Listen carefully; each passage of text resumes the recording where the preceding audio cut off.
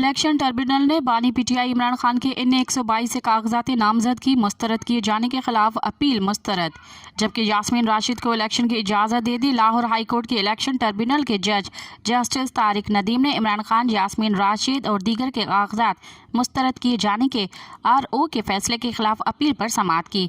Election commission के वकील ने मौक़िफ़ अपनाया कि इमरान खान नाअहल हो चुके हैं और उनकी तजवीज़ कंदा का ताल्लुक भी NA 122 से नहीं, जबकि नून लीग के वकील ने भी इमरान खान की अपील की मुखालफत की।